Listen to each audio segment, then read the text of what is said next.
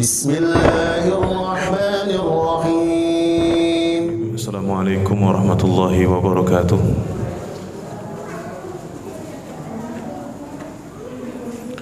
Innal hamdalillah nahmaduhu wa nasta'inuhu wa nastaghfiruh wa na'udzu billahi min shururi anfusina wa sayyiati a'malina may yahdihillahu fala mudilla lahu wa may yudlil fala hadiya lahu wa asyhadu an la ilaha illallah wahdahu la syarika lahu wa asyhadu anna Muhammadan abduhu wa rasuluh.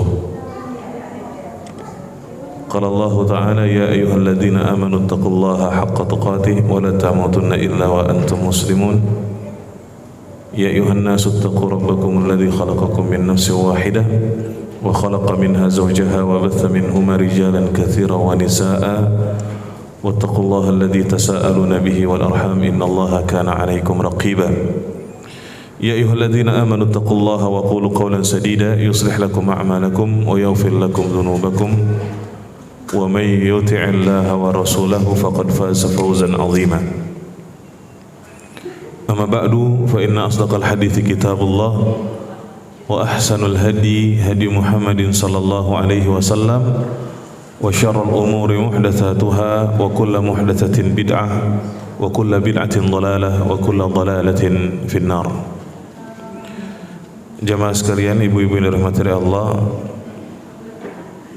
alhamdulillah kita panjatkan puji dan syukur kepada Allah Subhanahu wa taala atas segala nikmat yang Allah limpahkan kepada kita, terutama nikmat iman dan Islam serta nikmat-nikmat lain yang sangat banyak. Salawat dan salam semoga senantiasa tercurahkan kepada Nabi kita Muhammad sallallahu alaihi wasallam serta keluarganya, para sahabatnya dan para pengikutnya sampai hari kiamat nanti. Jamaah ibu-ibu yang dirahmati Allah Subhanahu wa taala, insyaallah di pertemuan kita hari ini kita akan mengangkat tema pembahasan tentang istiqamah di atas jalan yang benar. Dan istiqamah itu adalah sesuatu yang sangat sulit untuk dilakukan, di mana di dalam kehidupan kita di dunia ini banyak aktivitas yang kita lakukan, baik itu aktivitas dunia ataupun aktivitas akhirat. Dan terkadang kita di dalam beraktivitas sulit untuk kita konsisten terus mengerjakan aktivitas tersebut. Seperti misalnya di dalam kita melakukan suatu pekerjaan, terkadang pekerjaan tersebut tidak bisa kita kerjakan terus menerus. Ada kalanya kita akan merasa bosan, terkadang kita merasa capek dengan pekerjaan kita, sehingga kemudian akhirnya kita tidak melakukan pekerjaan itu lagi. Bisa dikatakan bahwa kita sebagai manusia terkadang mencapai limitnya, ya, di dalam melakukan suatu aktivitas. Contoh yang lain misalnya ketika kita mengarungi kehidupan rumah tangga misalnya, untuk menjaga keutuhan rumah tangga adalah sesuatu yang sangat sulit. Suami istri bisa terus harmonis selama berumah tangga itu sulit. Orang tua dengan anak bisa terus akur, itu juga sulit. Ya. Kadang-kadang kita mendapati di dalam rumah tangga terjadinya pertengkaran antara suami dengan istri. Kalau bahasa kita mungkin suami istri bisa selek gitu ya. yang terkadang itu bisa menyebabkan terjadinya apa? Perceraian. Entah suami yang menzalimi istrinya atau istri yang menzalimi suaminya, ya. Dan terkadang rumah tangga yang dibangun oleh suami istri itu retak gara-gara hilang kepercayaan di antara mereka. Maka ini adalah bukti bahwa istiqomah itu sangat sulit, ya. Konsisten itu adalah sesuatu yang sangat sulit. Apalagi dalam urusan akhirat, ibu-ibu yang dirahmati Allah.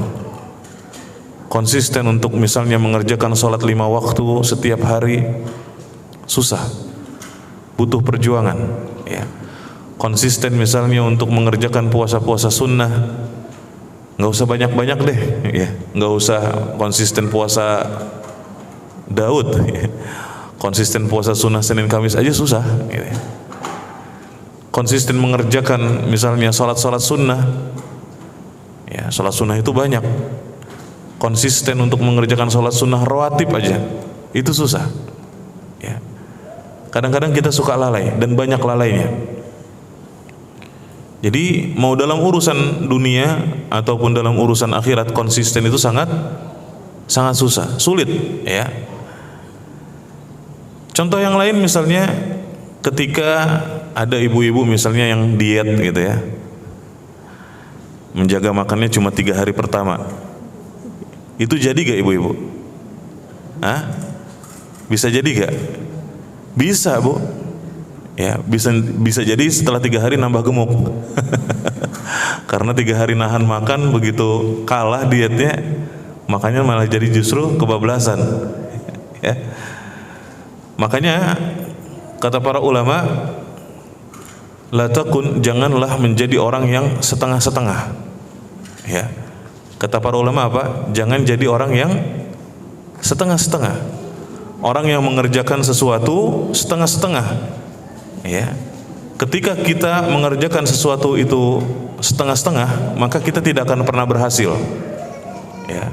Kalau kita mengerjakan sesuatu setengah-setengah, itu tidak akan berhasil. Contohnya diet tadi, kita dietnya setengah-setengah, ya, maka tidak akan berhasil. Apalagi dalam urusan akhirat. Makanya Al-Imam Ibnul Qayyim rahimahullah menganalogikan istiqamah dalam kondisi kita sebagai seorang muslim. Istiqamah itu bagaikan ruh buat jasad, ya. Istiqamah buat seorang muslim itu bagaikan apa, ibu-ibu? Ruh itu apa sih?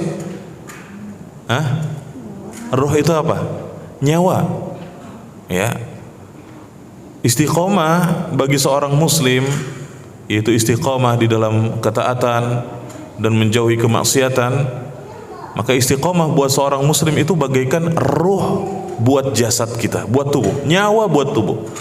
Kalau ruh itu hilang dari tubuh kita, maka tubuh kita nggak jadi apa-apa, nggak bermanfaat, ya. Tubuh kita nggak hidup, ya. Jasad kita nggak hidup kalau tidak ada ruh, ya. Jasad kita tidak hidup kalau nggak ada nyawanya.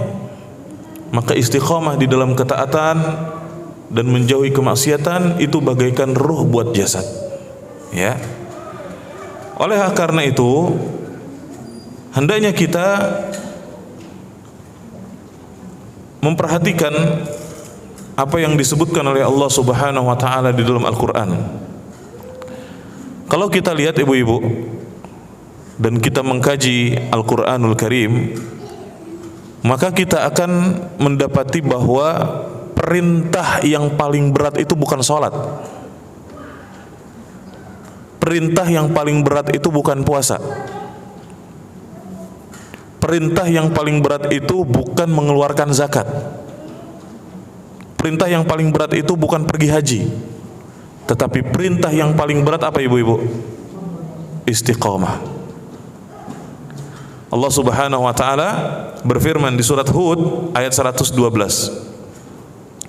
Fastaqim kama umirta wa man taba ma'aka wa la tatghaw maka istiqomahlah kamu terhadap apa yang diperintahkan kepadamu, ya, dan bersama orang-orang yang bertaubat bersamamu, dan janganlah kamu melampaui batas. Kenapa? Istiqomah itu adalah sesuatu yang sangat sulit, susah, ya.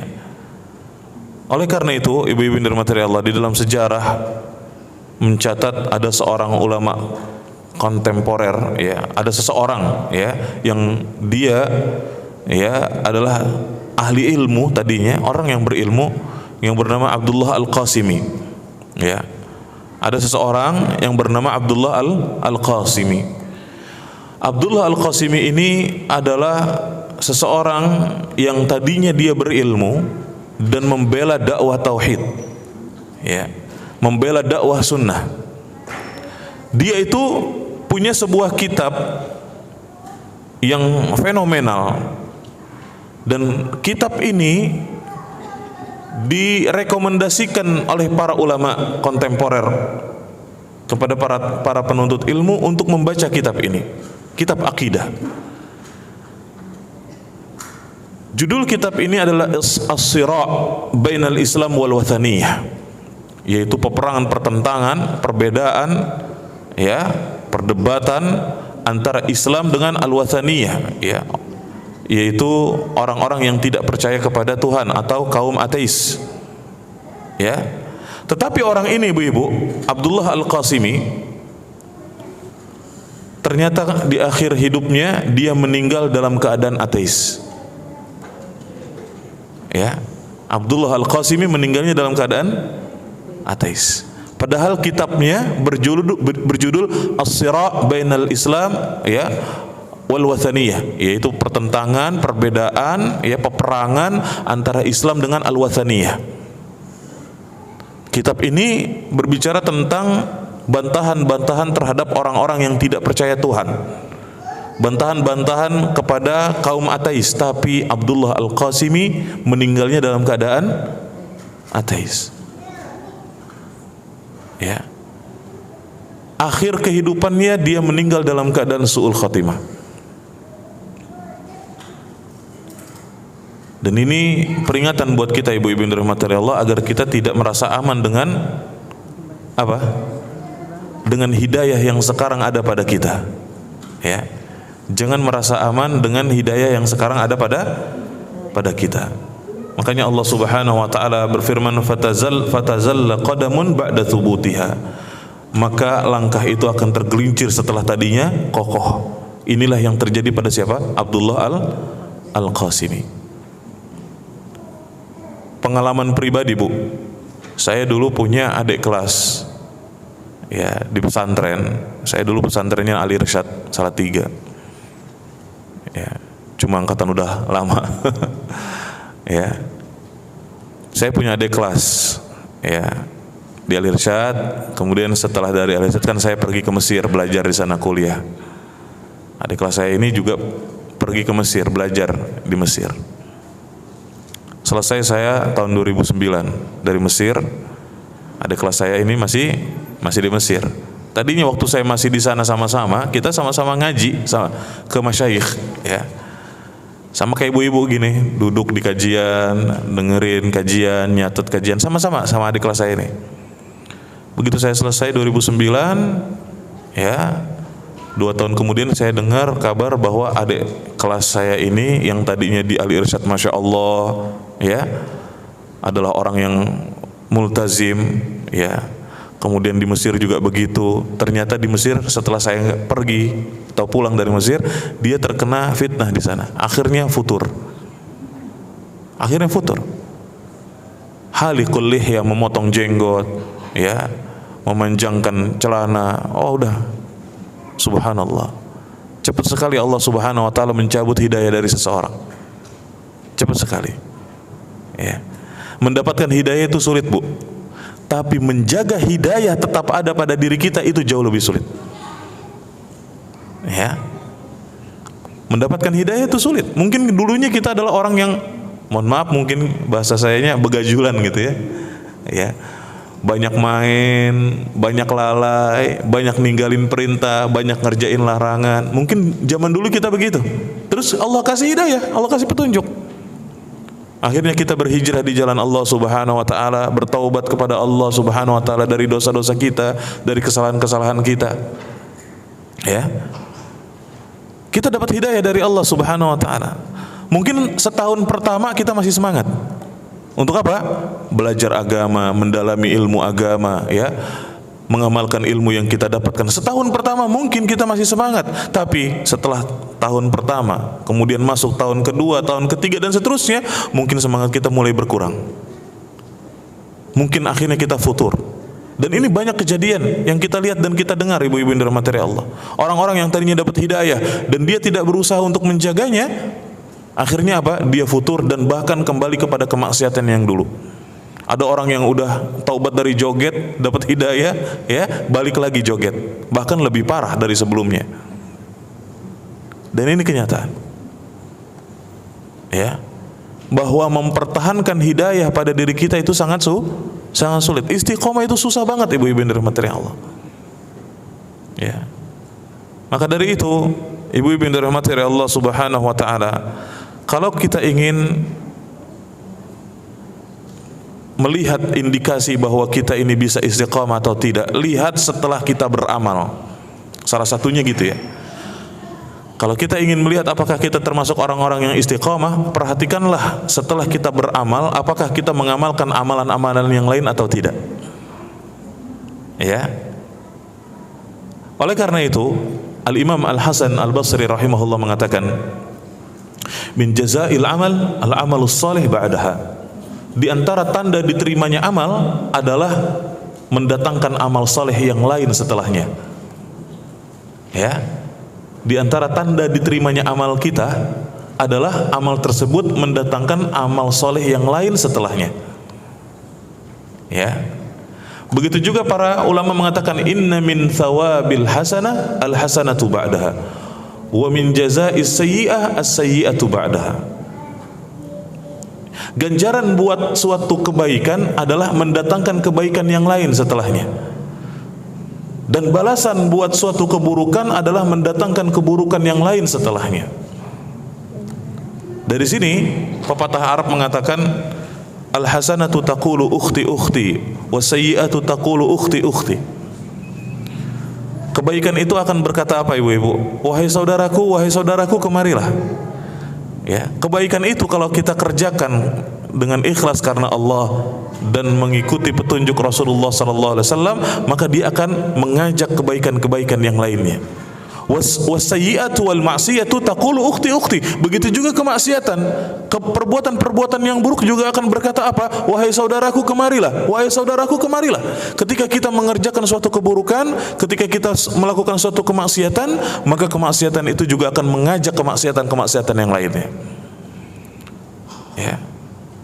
Oleh karena itu, ibu-ibu yang dirahmati Allah Subhanahu wa taala, ketika seorang hamba dia melakukan suatu amal saleh, misalnya dia mengerjakan salat, kemudian setelah salat dia bersemangat untuk melakukan kebaikan-kebaikan yang lainnya. Ya, habis salat enggak langsung kabur, ya. Habis salat enggak langsung ngibrit, tapi zikir dulu, ya. Bukan langsung lari, ya. Kemana? Ke dapur. Bukan, tapi zikir dulu. Makanya sebelum sholat semuanya harus dirapihkan dulu. Jangan sampai nanti malah justru setelah sholat kita langsung mengerjakan ya kegiatan-kegiatan yang lain, tidak berzikir, tidak mengerjakan sholat sunnah. Ya jangan sampai seperti itu. Ya, kita harus urus dulu yang perlu kita urus sebelum sholat, sehingga apa? Sholat kita benar-benar tumakninah, sehingga ya sholat kita benar-benar khusyuk, sehingga benar-benar kita di dalam sholat itu yang kita ingat adalah Allah Subhanahu wa taala, bukan justru malah mengingat ya kompor belum dimatiin, ya kemudian dapur masih kotor, ya dan yang lain semacamnya. Ya, jangan sampai seperti itu.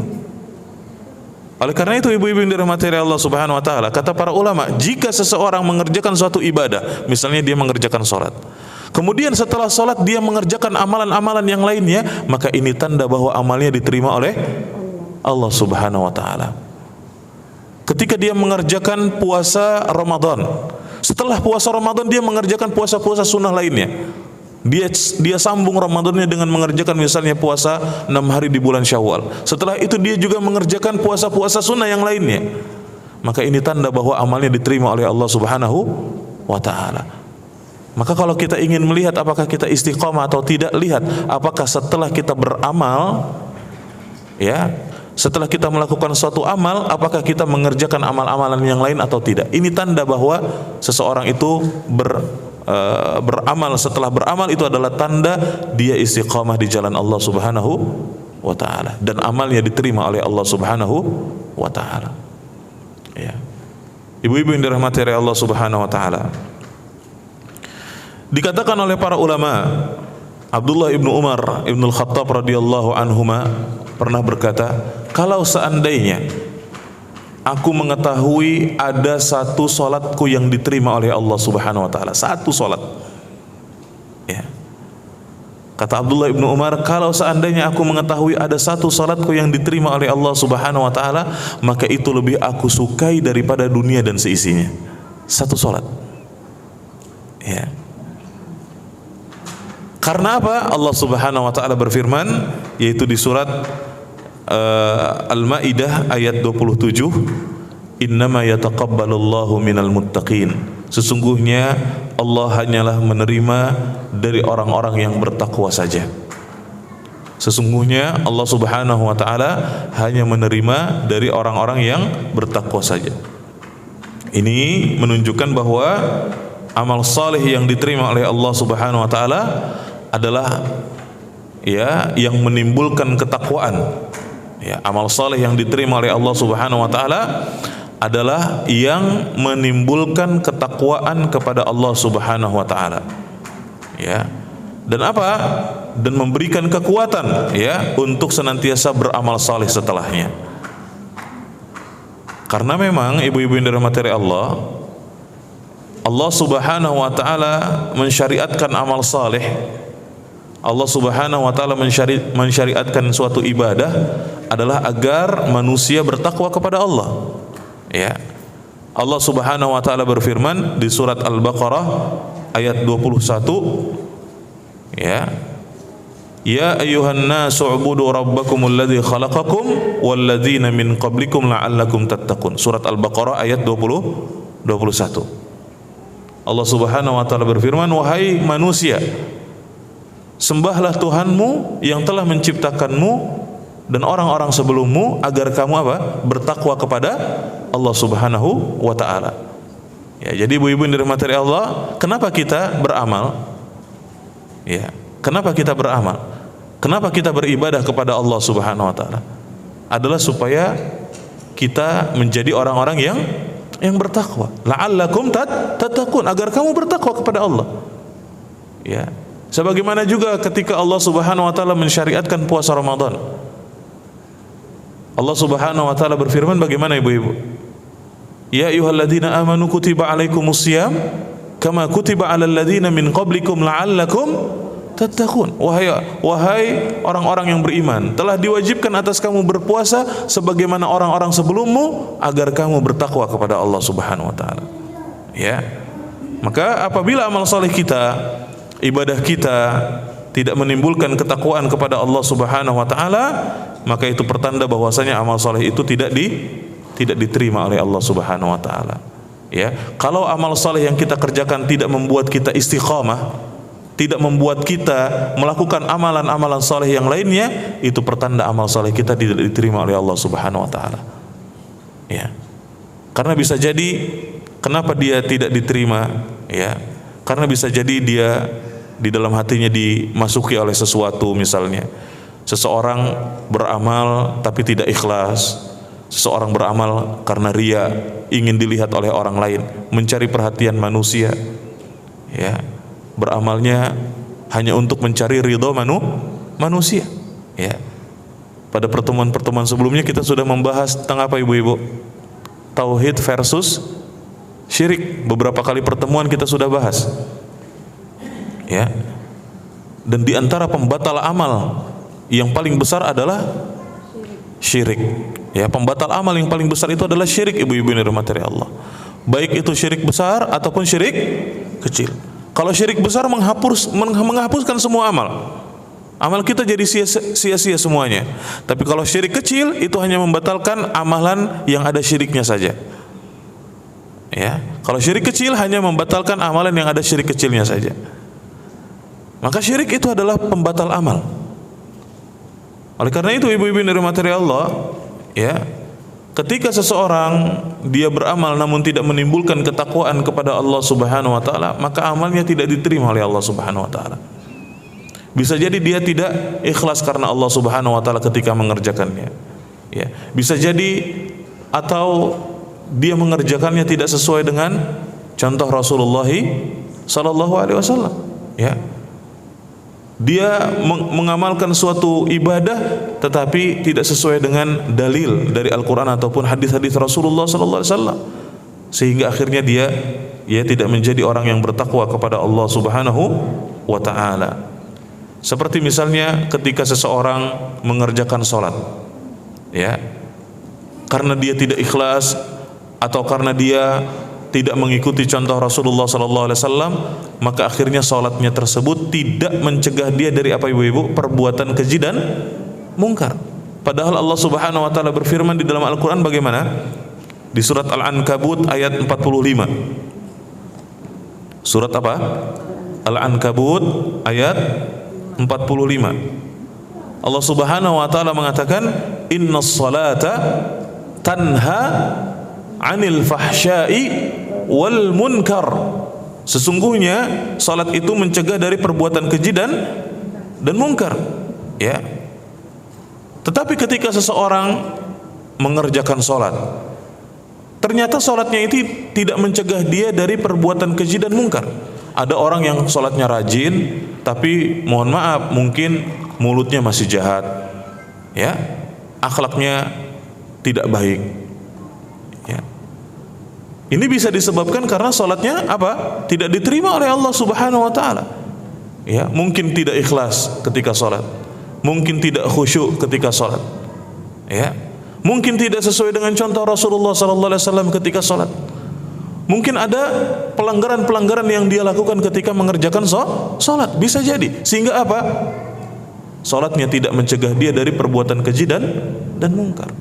Dan banyak yang kayak gitu ibu-ibu yang dirahmati Allah. Banyak orang yang beramal, banyak orang yang mengerjakan salat, tapi salatnya ini tidak mencegah dia dari perbuatan keji dan mungkar. Dia salat tapi maksiat juga. Dia salat tapi masih mengerjakan perbuatan yang mungkar. Dia salat ngomongnya masih kasar, ngomongnya masih keji. Banyak yang kayak gitu.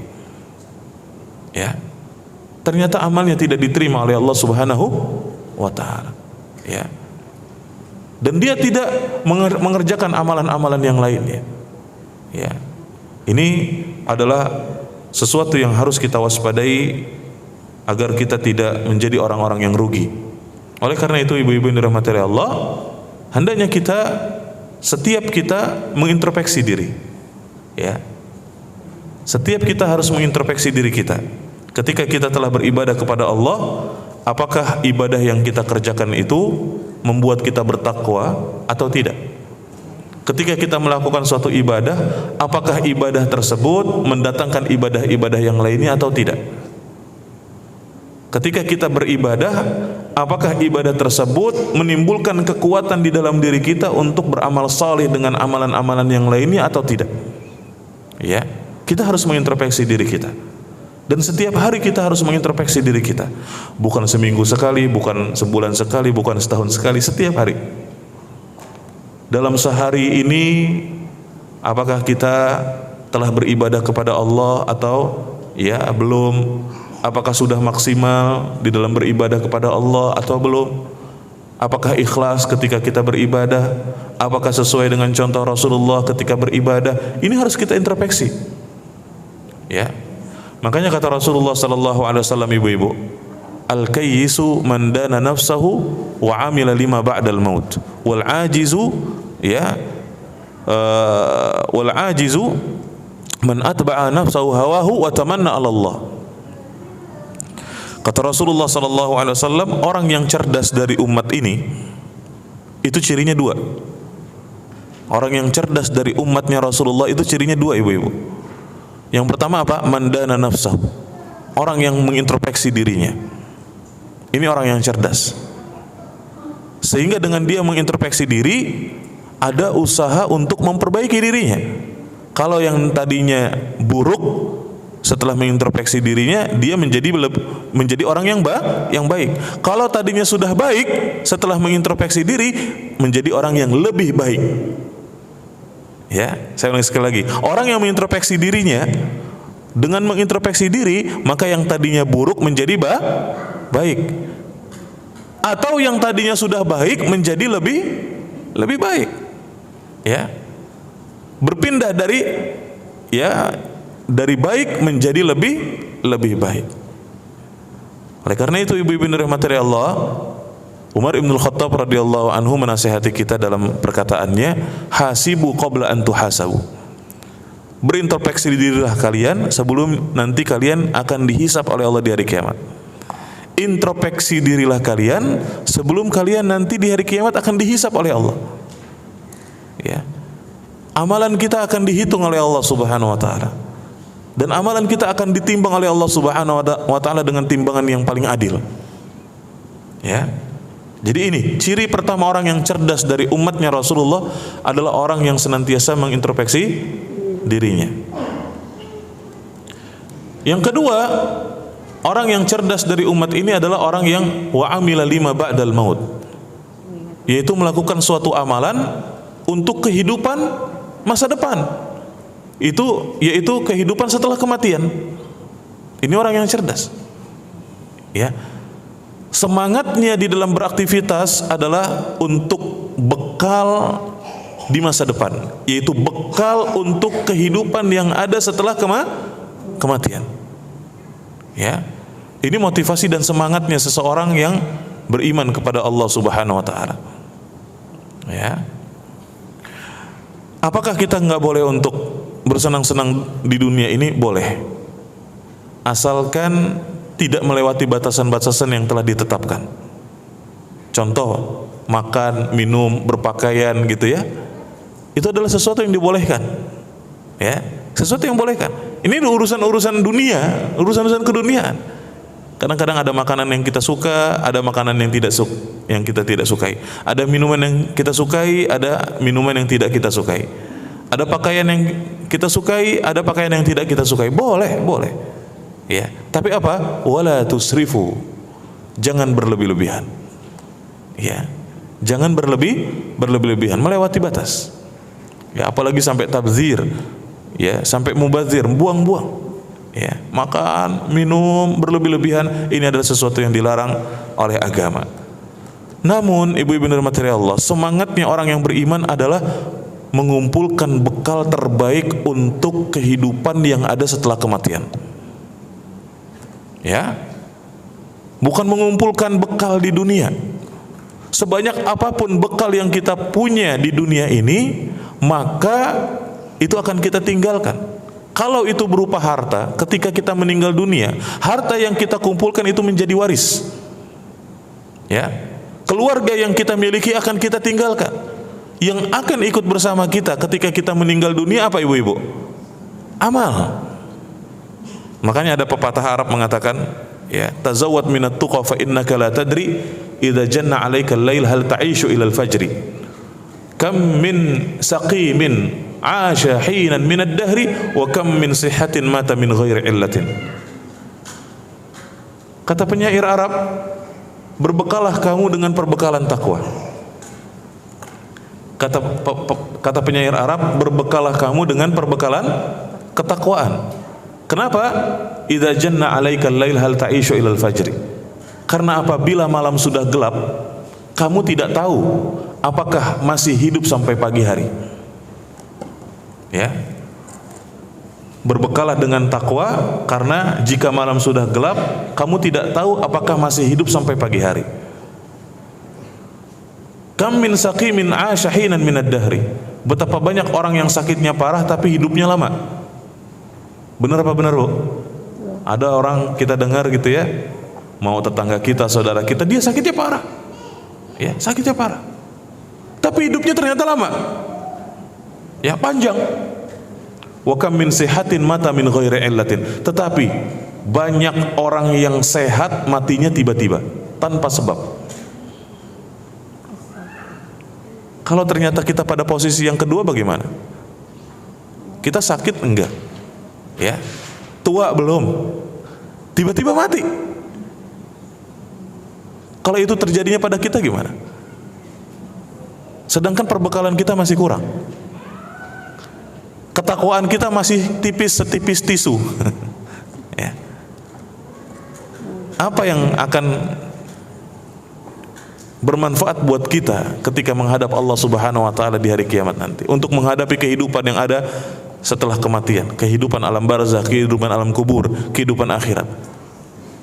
Ya.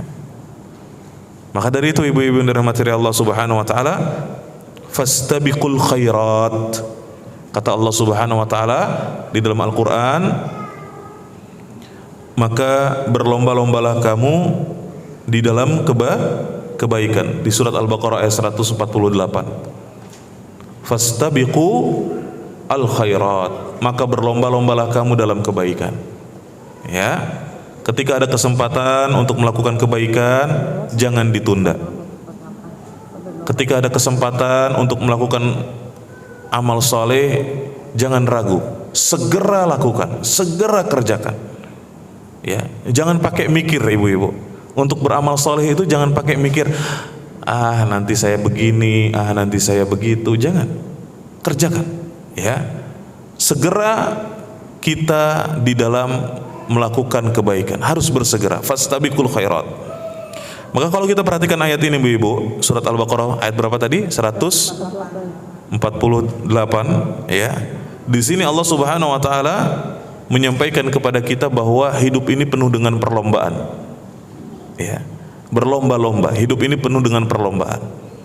Ada orang yang berlomba-lomba dalam urusan dunia, ada orang-orang yang mereka bersaing dalam urusan harta misalnya, banyak-banyakan di dalam mengumpulkan harta. Ada orang yang bersaing dalam urusan jabatan, ya, bersaing mengejar jabatan yang tinggi, ya.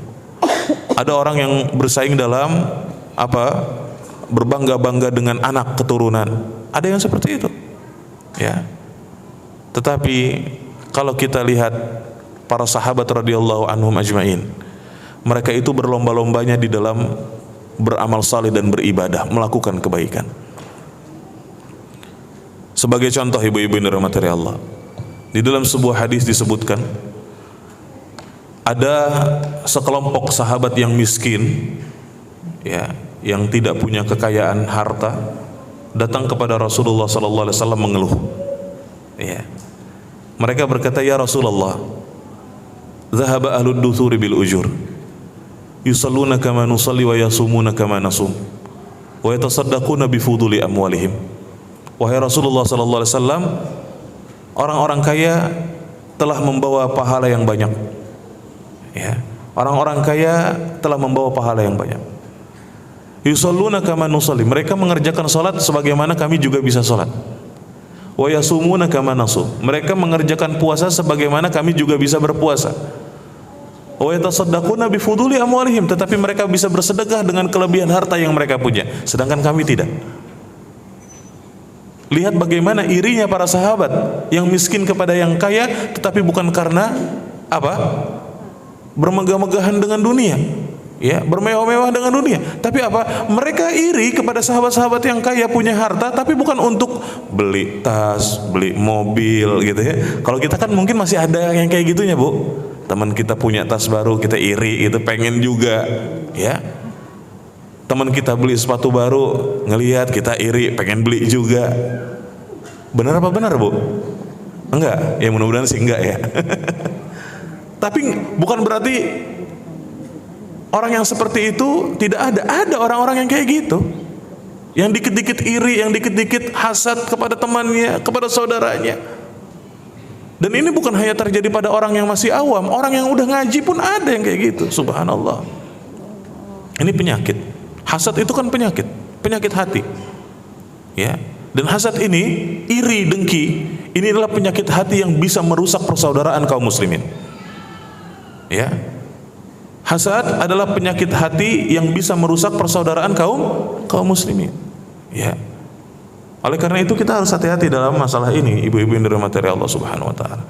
Lihatlah bagaimana para sahabat irinya mereka adalah dalam beramal. Mereka iri ngelihat sahabat-sahabat lain yang kaya bisa bersedekah, sedangkan mereka nggak punya duit untuk sedekah. Maka apa kata Rasulullah SAW? Awalaysa qad ja'alallahu lakum ma tasaddaqun. Bukankah Allah Subhanahu wa taala telah menjadikan untuk kalian amalan-amalan yang bernilai sedekah? Awalaysa Allahu qad ja'ala lakum ma tasaddaqun. Bukankah Allah telah menjadikan untuk kalian amalan-amalan yang bernilai sedekah? Inna bi kulli tasbihatin sadaqah wa kullu takbiratin sadaqah wa kullu tahmidatin sadaqah wa kullu tahlilatin sadaqah wa amrun bil ma'rufi sadaqah wa nahyun 'an munkarin sadaqah wa fi bud'i ahadikum sadaqah. Kata Rasulullah sallallahu alaihi wasallam, pada setiap ucapan tasbih, takbir, tahmid, tahlil, yaitu ketika kita mengucapkan apa, Bu? Subhanallah, alhamdulillah, Allahu akbar, la ilaha illallah, pada setiap ucapan-ucapan zikir itu bernilai sedekah.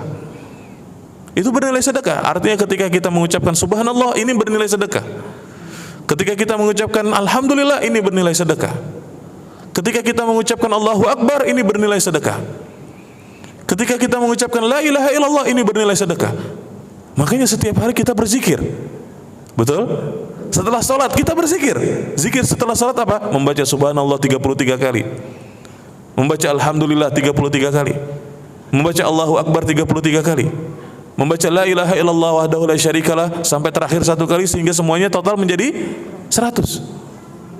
Ya. Belum lagi kita berzikir juga di zikir pagi dan petang. Ya. Belum lagi ketika kita keluar rumah kita berzikir, bismillahi tawakkaltu 'ala Allah la haula wala quwata illa billah.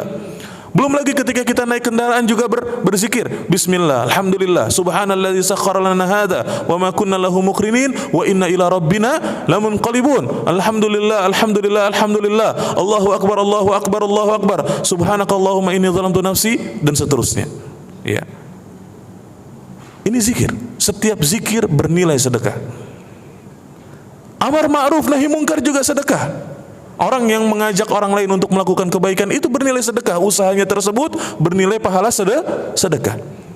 Seseorang yang mencegah temannya dari berbuat kemungkaran itu juga bernilai sedekah. Bahkan bercampurnya suami istri juga sedekah, kata Rasulullah sallallahu alaihi wasallam.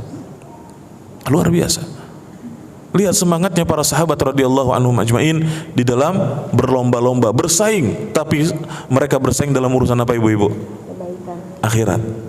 Ya. Mereka saling bersaing dalam urusan beramal dan beribadah kepada Allah Subhanahu wa taala. Ketika Rasulullah sallallahu alaihi wasallam pada suatu peperangan mengajak para sahabatnya untuk bersedekah, ya, maka datanglah Umar Ibn Khattab, yang saat itu Umar ingin mengalahkan Abu Bakar karena merasa selama ini sebelumnya Abu Bakar selalu mengungguli Umar Ibn Khattab radhiyallahu an.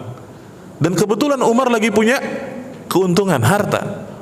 Maka kemudian dari setengah hartanya Umar datang disedekahkan di jalan Allah Subhanahu wa taala. Ternyata Abu Bakar juga mendengar seruan Rasulullah untuk bersedekah. Apa yang dilakukan Abu Bakar? Membawa semuanya. Kata Umar, pantas aku tidak akan pernah mengalahkan Abu Bakar. Ya, aku tidak akan pernah mengalahkan Abu Bakar dalam kebaikan. Ya. Kita, Bu, mau sedekah mikirnya luar biasa. Ya. Kadang-kadang kita mikirnya sehari 2 hari mau sedekah, padahal sedekah kita nggak sampai 1 miliar juga gitu.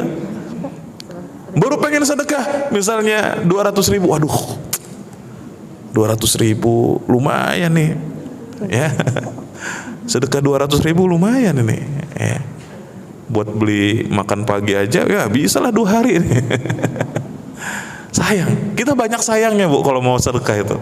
Beda sama para sahabat, ya. Makanya ibu-ibu yang dirahmati Allah, ini kita jadikan sebagai motivasi. Bukan berarti kita harus persis sama kayak para sahabat, ya. Ketika para sahabat radhiyallahu anhum ajmain, ketika para wanita, contohnya, ketika Rasulullah SAW berkhutbah di hadapan para wanita, kata Rasulullah, ya ma'syaran nisa tasaddaqna fa inni uritukunna aktsara ahlin nar.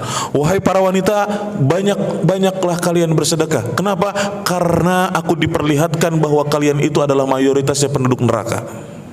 Apa yang dilakukan oleh kaum wanita pada saat itu? Mereka mencopot, ya, perhiasan-perhiasan mereka, ya, kalung mereka dicopot, kalung emas mereka dicopot, gelang mereka dicopot, ya, kemudian langsung disedekahkan, ya, kepada Rasulullah SAW untuk membantu Islam dan kaum muslimin, ya. Kalau kita sekarang ibu-ibu banyak-banyak sedekah, ya, karena dalam hadis disebutkan bahwa wanita itu adalah mayoritas penduduk neraka, dan dengan sedekah itu ibu-ibu bisa selamat dari siksa neraka. Aduh, sayang Ustaz. Ya, kita sekarang begitu, ya. Saya dan ibu-ibu semua, kita semua begitu. Kalau mau sedekah suka mikir, membantu orang lain yang susah kadang kita suka mikir. Bahkan kadang-kadang kita ngasihnya yang sisa, ya, kita ngasihnya yang sisa. Subhanallah, sisa uang jajan kita, sisa uang belanja kita, sisa macam-macam. Enggak, para sahabat enggak. Malah justru yang utama, yang primernya mereka yang disedekahkan. Subhanallah. Oleh karena itu ibu-ibu dirahmati Allah Subhanahu wa taala, Allah Subhanahu wa taala di dalam ayat tadi di surat Al-Baqarah ayat 148 menyampaikan kepada kita bahwa hidup ini adalah perlombaan dalam melakukan kebaikan, perlombaan di dalam beramal saleh. Sebagaimana juga disebutkan di dalam beberapa hadis. Misalnya Rasulullah SAW bersabda, khairu sufufir rijali awwaluha wa syarruha akhiruha. Sebaik-baik saf salat buat kaum laki-laki adalah yang terdepan, dan seburuk-buruknya saf salat buat laki-laki adalah yang paling belakang. Ya, ini adalah hadis yang memotivasi kita untuk melakukan amal yang terbaik. Ya, begitu juga Rasulullah SAW bersabda dalam hadis yang lain, kalau seandainya manusia mengetahui ganjaran yang akan didapatkan oleh seseorang yang berada di shaf pertama, maka mereka akan berlomba-lomba mendatanginya meskipun dengan diundi. Ya, meskipun dengan diundi. Ya. Al-Imam Al-Hasan Al-Basri rahimahullah pernah berkata begini, ibu-ibu. Al-Imam Al-Hasan Al-Basri rahimahullah pernah berkata begini, jika saudaramu mengalahkan kamu dalam urusan dunia, ya, jika saudaramu mengalahkan kamu dalam urusan dunia, maka kalahkanlah dia dalam urusan akhirat. Ya, kalau misalnya ada saudara kita yang dia lebih kaya dari kita, ya, dia lebih tinggi jabatannya dari kita, ya, kita kalah dalam urusan dunia misalnya, ya, kita kalah dalam urusan dunia, kalahkan dia dalam urusan apa? Akhirat. Ini makna daripada apa? Fastabiqul khairat, maka berlomba-lombalah kamu dalam kebaikan. Apa yang diucapkan oleh atau apa yang dikatakan oleh Al-Hasan Al-Basri rahimahullah ini sebagai cambukan buat kita ibu-ibu yang dirahmati Allah, bahwa apa? Dalam urusan dunia kita harus melihat ke bawah, tapi dalam urusan akhirat kita harus melihat ke atas. Ya, dalam urusan dunia kita harus melihat yang di bawah kita. Sehingga apa? Supaya kita bersyukur dengan nikmat yang ada pada kita. Ya, dengan nikmat yang ada pada kita. Cara bersyukur kepada Allah Subhanahu wa taala adalah dengan melihat orang-orang yang kondisinya di bawah kita. Ya, makanya kata Rasulullah, unzuru ila man asfala minkum wa la tanzuru ila man huwa fawqakum. Lihatlah orang-orang yang kondisinya di bawah kalian, jangan melihat orang-orang yang kondisinya di atas kalian. Supaya apa? Kalian tidak meremehkan nikmat Allah yang ada pada kalian. Apa maksud hadis ini, ibu-ibu? Syekh Shalih Al-Fauzan hafizahullah mengatakan, hadzal hadits yadullu ala ta'limil qanaah. Hadis ini menunjukkan tentang apa? Ta'lim al-qanaah, mengajarkan kepada kita untuk qanaah. Mengajarkan kepada kita untuk qanaah. Supaya kita mensyukuri nikmat Allah yang ada pada kita saat ini. Dengan melihat orang-orang yang kondisinya di bawah kita. Ya, sedangkan dalam urusan akhirat kita harus melihat ke atas. Ada orang yang bisa puasa Senin Kamis, kita bisa puasa apa? Daud misalnya, sehari berpuasa sehari berbuka, sehari berpuasa sehari berbuka. Ya, kalahkan dia dalam urusan akhirat dengan tetap apa? Mengerjakan amal tersebut ikhlas karena Allah dan mengikuti contoh Rasulullah sallallahu alaihi wasallam. Ya, Maka kemudian ibu-ibu yang dirahmati Allah, Imam Ibnul Qayyim juga mengatakan bahwa hidup ini penuh dengan perlombaan dan persaingan. Ya, kata beliau rahimahullah, hidup ini penuh dengan perlombaan dan persaingan. Maka seseorang muslim harus terus maju dalam kebaikan.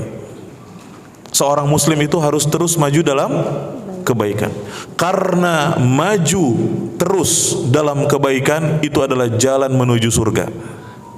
Ya, sedangkan mundur dari kebaikan itu adalah jalan menuju ke neraka.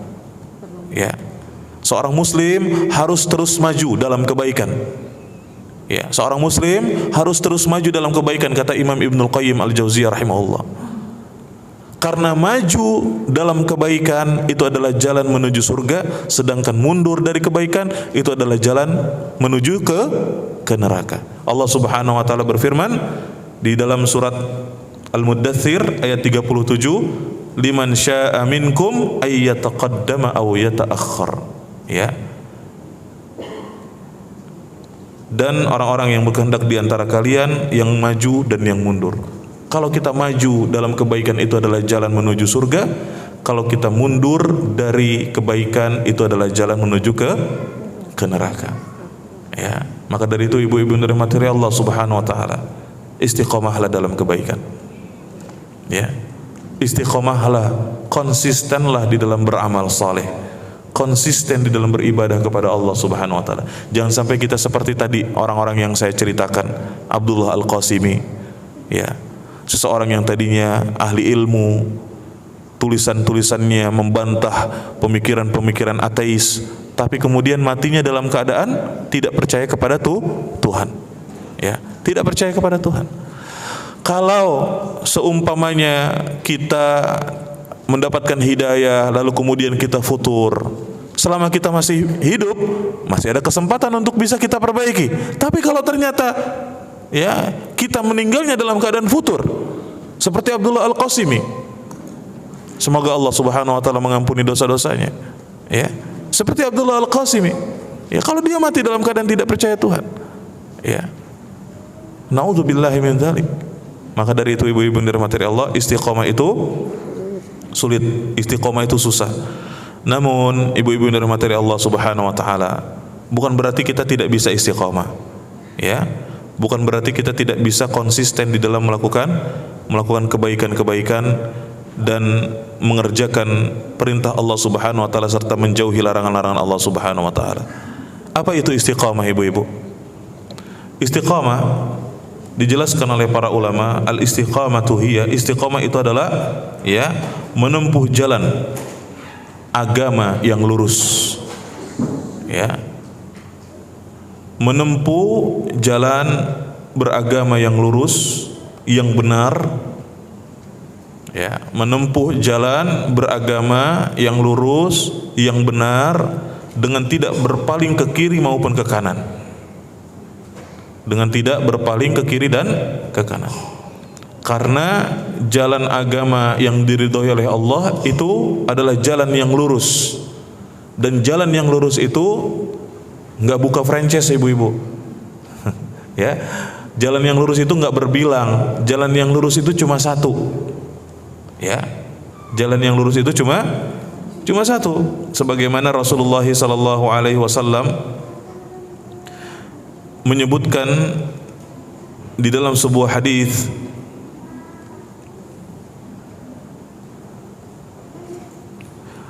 dari Abdullah ibnu Mas'ud radhiyallahu anhu, khatta lana Rasulullah sallallahu alaihi wasallam yawman khatta. Suatu hari Rasulullah sallallahu alaihi wasallam membuat atau menggambar suatu garis yang lurus. Ya.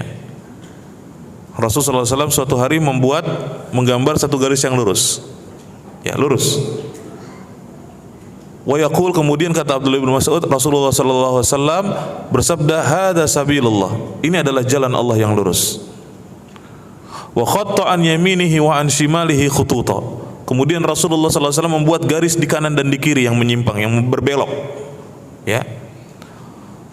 Tsumma qala, kemudian Rasulullah sallallahu alaihi wasallam bersabda, hadhihi subul, ini adalah jalan-jalan lain yang menyimpang dari jalan yang lurus tadi. Ala kulli sabilin syaitan, ya, dan di setiap jalan tersebut ada syaitan yang apa? Menyeru manusia untuk mengikutinya, masuk ke dalamnya. Ya. Menyuruh manusia untuk masuk ke dalamnya, menyuruh manusia, mengajak mereka untuk mengikuti jalan-jalan yang menyimpang tadi. Ya. Jadi jalan Allah Subhanahu wa taala yang lurus itu cuma satu. Dia tidak berbilang jalan Allah. Allah enggak buka jalan beragama ya yang lainnya. Allah enggak buka franchise, ibu-ibu.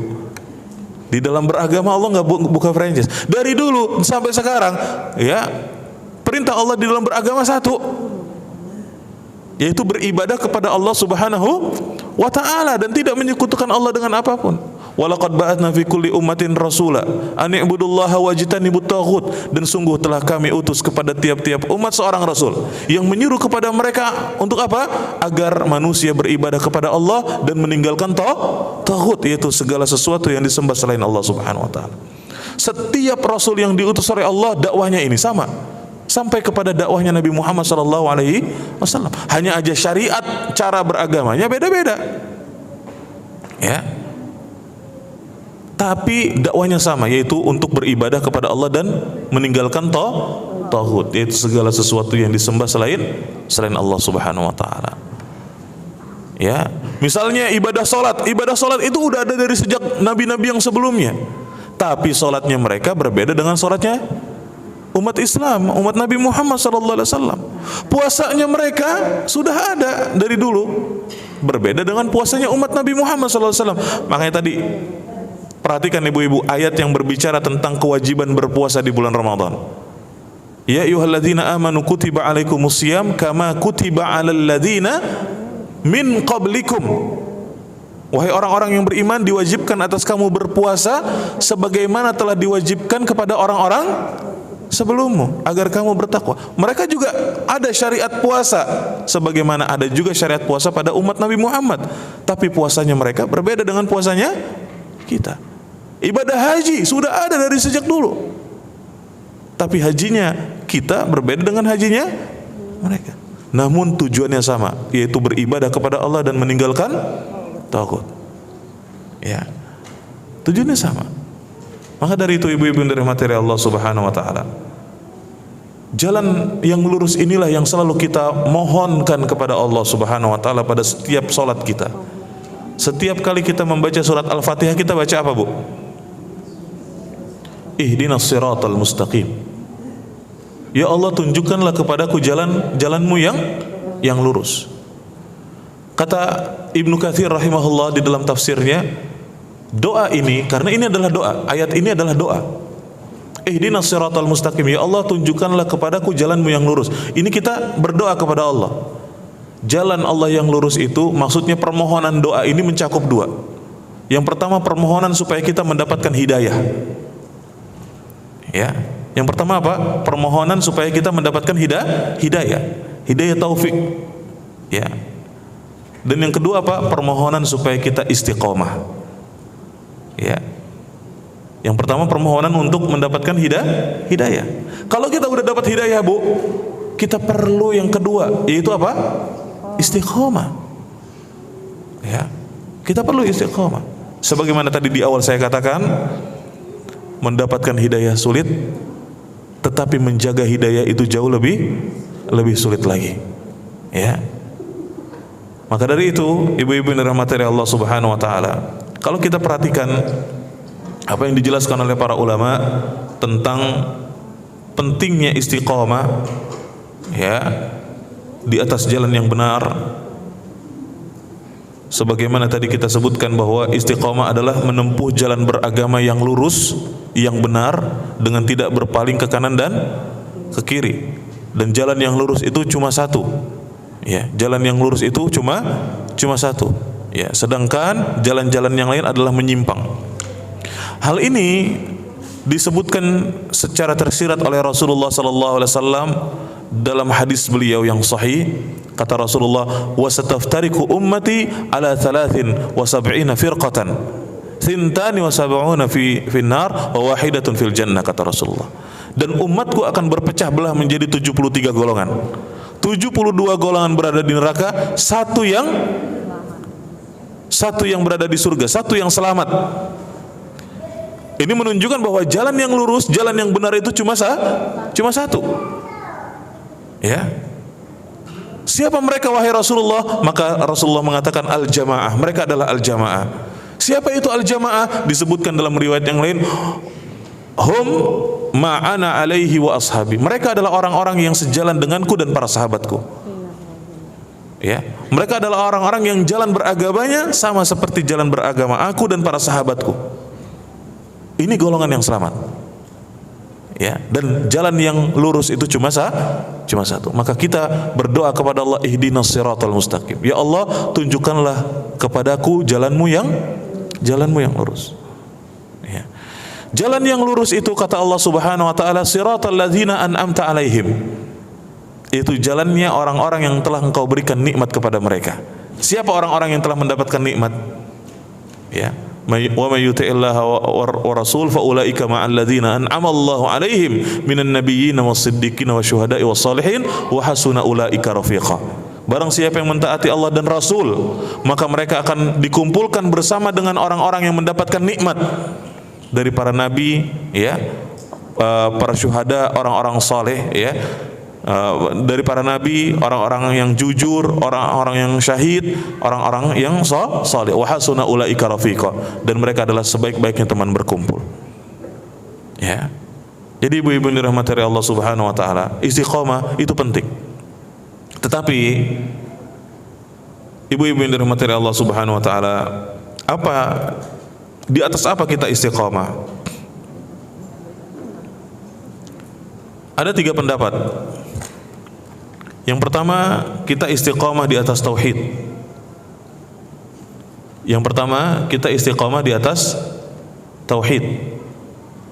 Artinya tauhid ini jangan sampai rusak. Ya. Tauhid kita itu jangan sampai tercoreng. Ya. Kemudian yang kedua, istiqomah dalam ketaatan dan menunaikan kewajiban. Ya, yang kedua, istiqamah dalam ketaatan dan melaksanakan atau menunaikan suatu kewajiban. Karena sebaik-baiknya amalan yang dicintai oleh Allah adalah amalan yang wajib. Ya. Sebaik-baiknya amalan yang dicintai oleh Allah Subhanahu wa taala adalah amalan yang wajib. Ini yang kedua. Istiqamah dalam ketaatan dan menunaikan kewajiban. Yang ketiga, istiqamah di atas ikhlas dalam beramal. Istiqamah di atas ikhlas dalam beramal.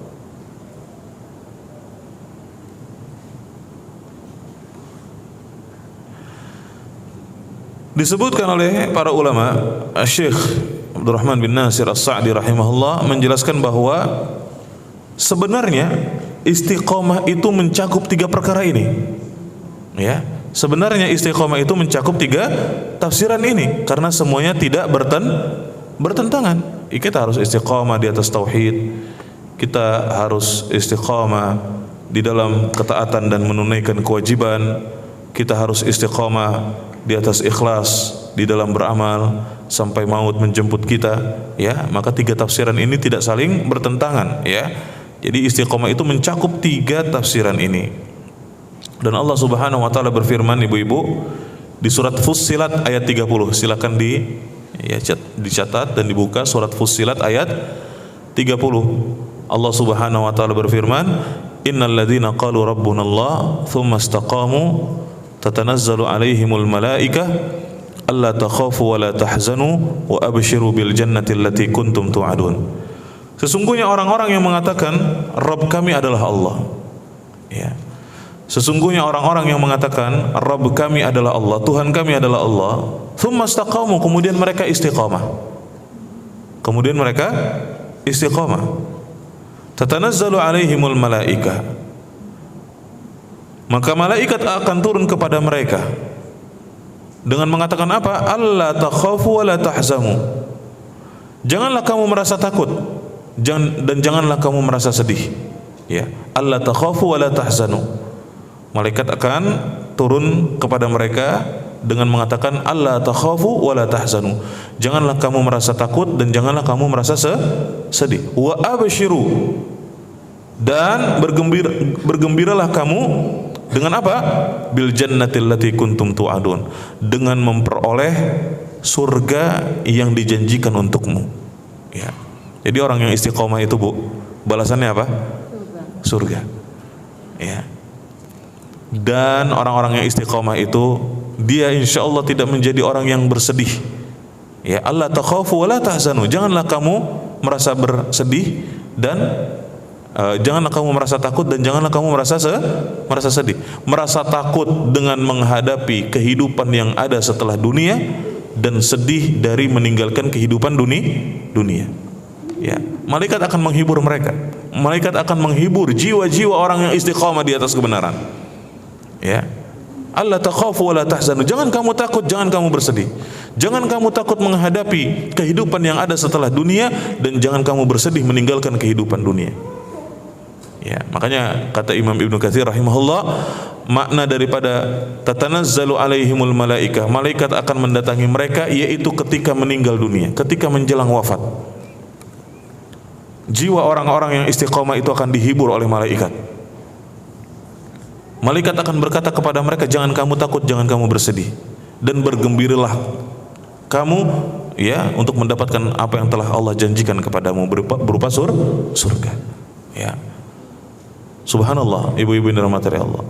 Ini adalah ayat yang berbicara agar kita bisa istiqamah di atas jalan yang benar, istiqamah di atas, ya, tauhid, istiqamah di dalam ketaatan kepada Allah Subhanahu wa taala, melaksanakan kewajiban, istiqamah dengan terus ikhlas ketika beramal sampai maut menjemput kita. Ya, karena balasannya adalah surga. Begitu juga Rasulullah sallallahu alaihi wasallam. Ya. Ketika Abu Amr atau Abu Amr Sufyan bin Abdullah berkata kepada Rasulullah, "Ya Rasulullah, qul li fil Islami qawlan la as'alu anhu ahadan ghairuk." Ya.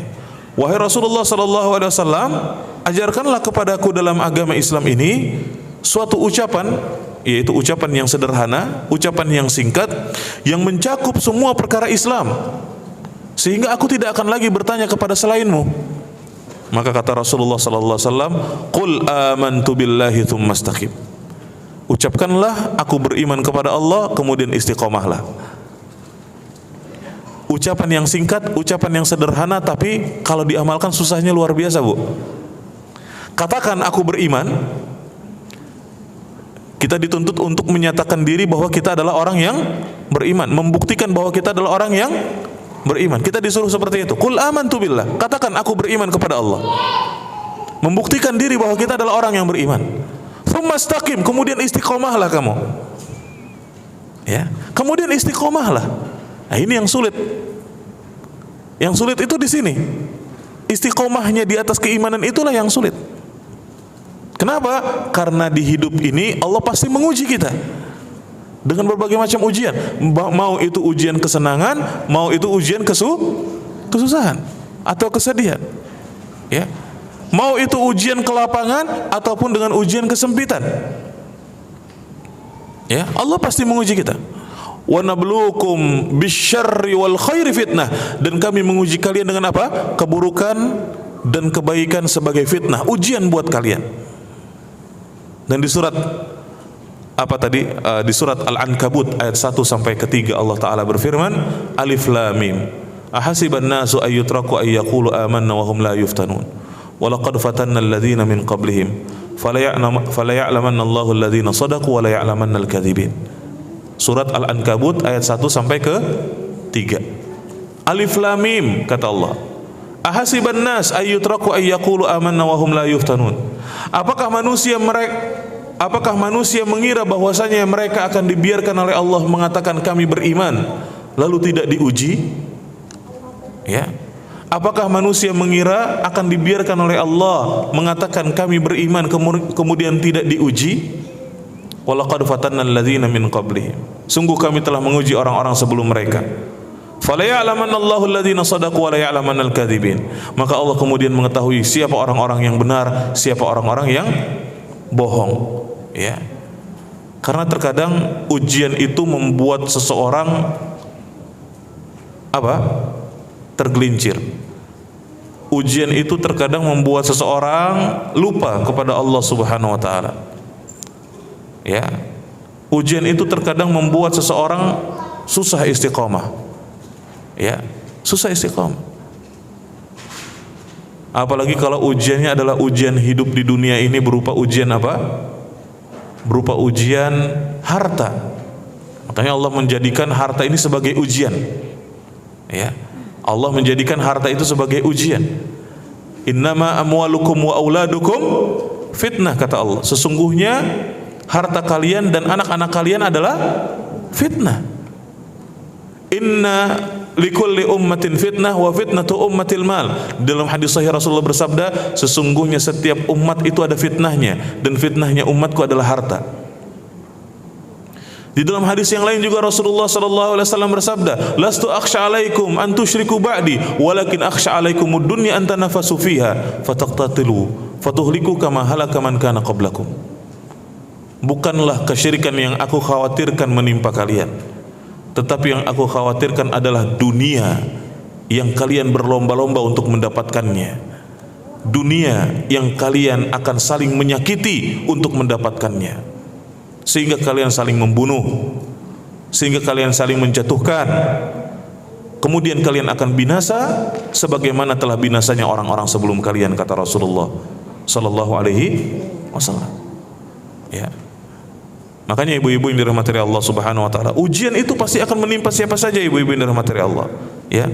Setiap orang itu akan diuji.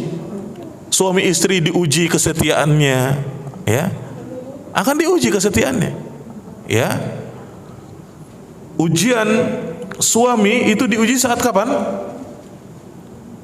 Suami itu diuji saat kapan? Kesetiaannya kepada istri, ya, diuji saat istrinya sedang sakit. Ya. Istri diuji kesetiaannya saat suami seperti apa? Saat suaminya bokek. Ya. Saat suaminya apa? Bokek. Seorang anak diuji kesetiaannya kepada orang tua kapan? Saat orang tuanya lanjut usia. Ya. Dan orang tua, ya, juga diuji, ya, kesetiaannya kepada anak, ya, ketika anaknya, ya, jauh dari dia. Kakak adik juga diuji untuk saling setia. Saat kapan? Saat pembagian warisan. Diuji. Hidup ini penuh dengan ujian, ibu-ibu yang dirahmati Allah. Ya. Kita dengan teman juga diuji. Saat apa? Hutang. Ya, saat berhutang. Begitu juga saat kita safar. Karena safar itu akan mengungkap bagaimana karakteristik yang sebenarnya dari seseorang. Makanya Umar Ibn Khattab radhiyallahu anhu, kalau kita ingin mengetahui karakteristik sebenarnya dari seseorang, ya, lakukan beberapa hal. Yang pertama apa? Dalam urusan hutang, lihat gimana dia dalam berhutang. Ya. Kemudian yang kedua, lihat dia ketika safar. Ya, lihat dia ketika safar. Karena safar itu qit'atun minal adab, kata Rasulullah.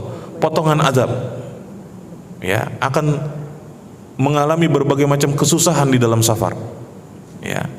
Kemudian yang ketiga, lihat dia ketika bertetangga. Ya, kalau kita mau lihat seseorang, bagaimana karakteristiknya, lihat tiga ini. Ketika bermuamalah, terutama dalam urusan harta, urusan hutang, ya. Kemudian yang kedua dalam safar, kemudian dalam bertetangga. Ya, penuh dengan ujian hidup ini. Hidup ini menguji keimanan kita. Makanya tadi di surat Al-Baqarah, di surat Al-Ankabut Allah mengatakan, walaqad fatanna alladzina min qablihim fala ya'lamanna Allahu alladzina shadaqu wa la ya'lamanna al-kadzibin. Ya.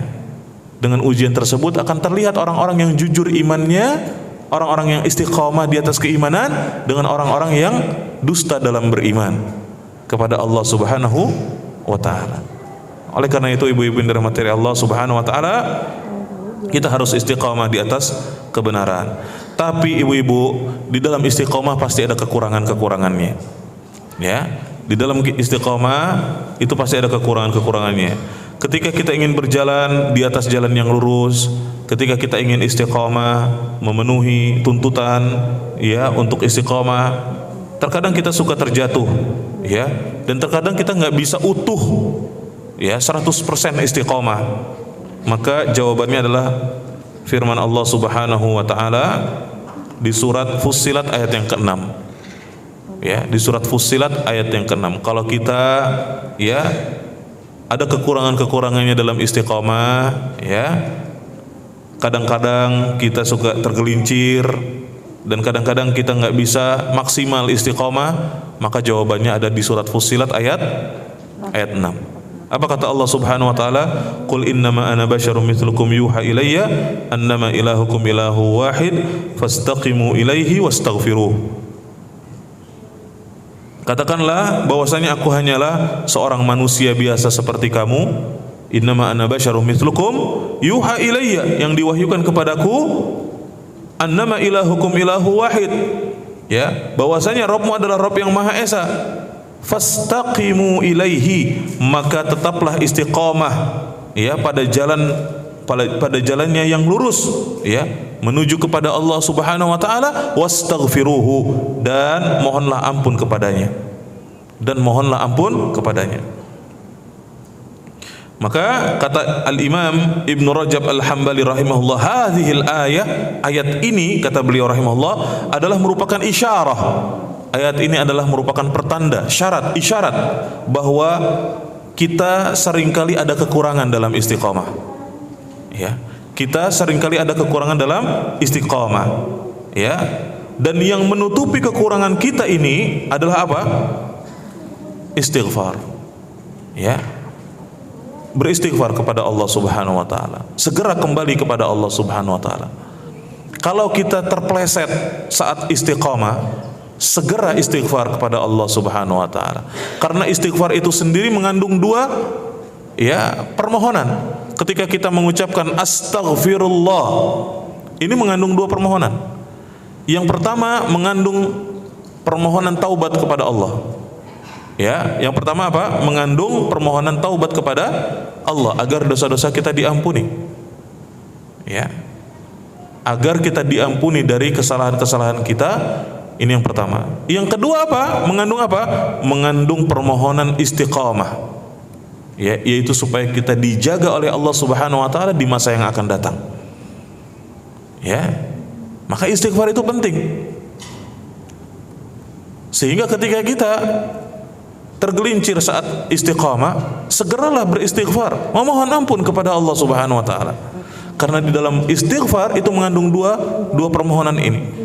Kita memohon taubat kepada Allah Subhanahu wa taala, kita memohon ampun kepada Allah dari kesalahan-kesalahan kita yang kita lakukan, dan memohon kepada Allah keistiqomahan supaya kita dijaga oleh Allah Subhanahu wa taala di masa yang akan datang. Ya.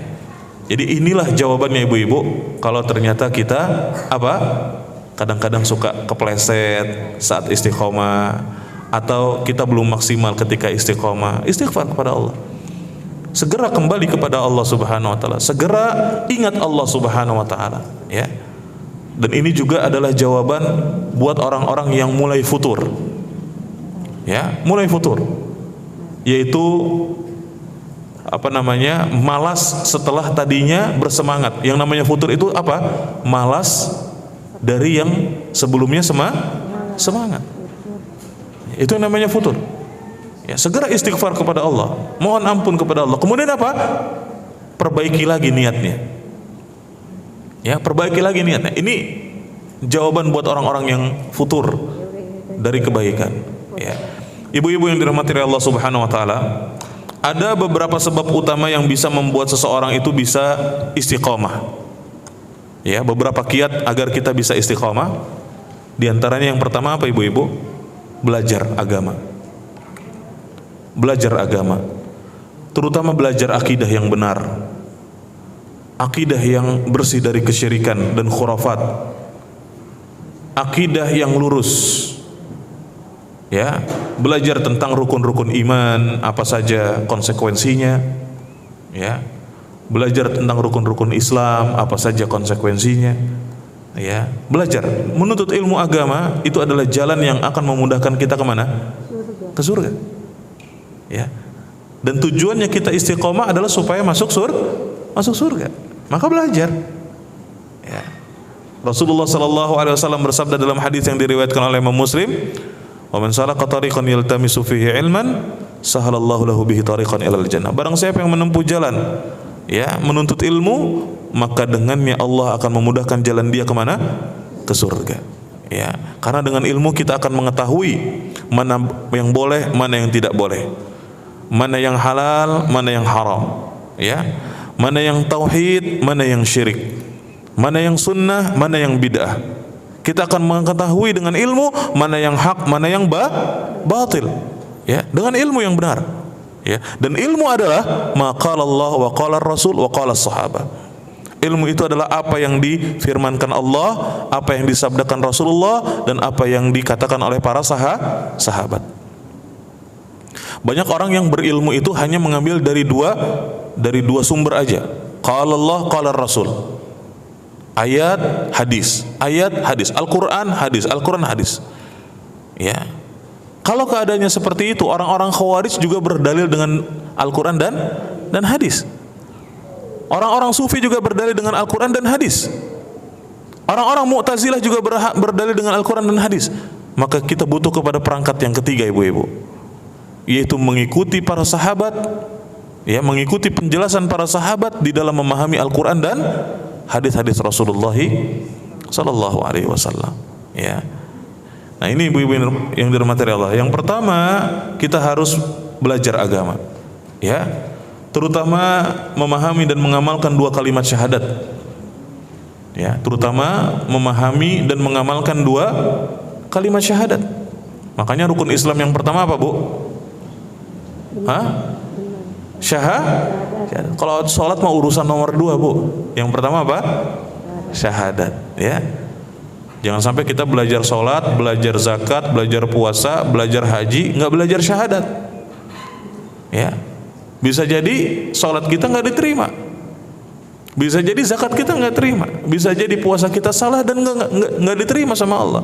Bisa jadi haji kita salah dan nggak diterima sama Allah. Kenapa? Karena kita nggak belajar syahadat. Kita nggak belajar konsekuensi syahadat itu apa. Cuma sekedar diucapkan. Berbeda dengan orang-orang musyrikin zaman dulu. Mereka nggak gampang mengucapkan asyhadu alla ilaha illallah wa asyhadu anna Muhammadan abduhu wa rasuluh. Karena apa? Mereka tahu konsekuensinya. Ya. Mereka tahu konsekuensinya harus meninggalkan ibadah-ibadah yang mereka sembah sebelumnya. Mereka harus meninggalkan berhala-berhala yang mereka sembah, dan mereka harus mengikuti Rasulullah sallallahu alaihi wasallam. Mereka harus mengakui bahwa Muhammad adalah hamba dan utusan Allah. Mereka tahu konsekuensinya begitu. Makanya mereka nggak sembarangan mengucapkan apa? Asyhadu alla ilaha illallah wa asyhadu anna Muhammadar Rasul, karena tahu konsekuensinya. Beda sama kita sekarang yang udah Islam mengucapkan kalimat syahadat asyhadu alla ilaha illallah wa asyhadu anna Muhammadar Rasulullah, tapi masih ngerjain syirik, masih mengerjakan perbuatan-perbuatan yang tidak sesuai dengan sunnah Rasul. Ya. Kenapa? Karena kita nggak belajar tentang makna syahadat, karena kita nggak berilmu. Ya. Makanya Allah Subhanahu wa taala berfirman di surat Ibrahim ayat 27, "Yutsabbitullahu alladhina amanu bil qawli tsabiti fil hayatid dunya wa fil akhirah wa yudhillullahu adh-dhalimin wa yaf'alullahu ma yasha." Allah meneguhkan, "Yutsabbitullahu alladhina amanu bil qawli tsabit." Allah meneguhkan iman orang-orang yang beriman dengan ucapan yang teguh. Fil hayatid dunya wa fil akhirah, dalam kehidupan dunia dan akhirat. Ya, wa yudhillullahu adh-dhalimina wa yaf'alullahu ma yasha. Dan Allah Subhanahu wa taala menyesatkan orang-orang yang zalim, ya, dan memperbuat apa yang Dia kehendaki. Ya. Jadi orang-orang yang mengerti tentang iman, orang-orang yang mengerti tentang syahadat dan mengerti konsekuensi-konsekuensinya, itu akan diberikan keteguhan oleh Allah Subhanahu wa taala dalam kehidupan di dunianya dan di akhiratnya. Terutama saat nanti di alam kubur kita akan didatangi oleh malaikat dan bertanya, man rabbuk wa man nabiyyuk wa ma dinuk, siapa Tuhanmu, siapa nabimu, dan apa agamamu, ya. Dan ini butuh kepada ilmu dan mengamalkan ilmu tersebut. Kemudian ibu-ibu yang dirahmati Allah, yang kedua di antara usaha kita untuk istiqamah adalah iltizam. Iltizam itu konsekuen, ya. Konsekuen atau continue, ya, di dalam melakukan suatu amal. Ya. Konsekuen atau continue di dalam melakukan suatu amal. Ya. Maksudnya di sini adalah seseorang dituntut untuk apa? Konsisten dalam menjalankan syariat. Ya, konsisten di dalam menjalankan syariat Allah Subhanahu wa taala. Ya, meskipun dengan amal yang sedikit. Meskipun dengan amal yang sedikit. Karena amalan yang berkualitas itu tidak dilihat dari jumlahnya, ibu-ibu. Ya, tetapi amalan yang berkualitas itu adalah amalan yang konsisten. Rasulullah sallallahu alaihi wasallam bersabda, "Ahabbul a'mali ilallahi adwamuha wa in qalla." Amalan yang paling dicintai oleh Allah adalah amalan yang dikerjakan dengan konsisten meskipun sedikit. Meskipun sedikit, ya. Ini yang kedua. Kemudian yang ketiga, ibu-ibu yang dirahmati Allah Subhanahu wa taala, ya, hendaknya kita berusaha mencari lingkungan dan teman-teman yang baik, ya. Kita mencari lingkungan yang baik, kita mencari teman-teman yang baik agar kita bisa menjaga konsistensi kita di dalam melakukan kebaikan, ya. Agar kita bisa istiqamah di atas kebenaran. Karena teman yang baik itu dia akan bermanfaat buat kita. Ya. Teman yang baik itu dia akan mengingatkan kita ketika kita berbuat salah.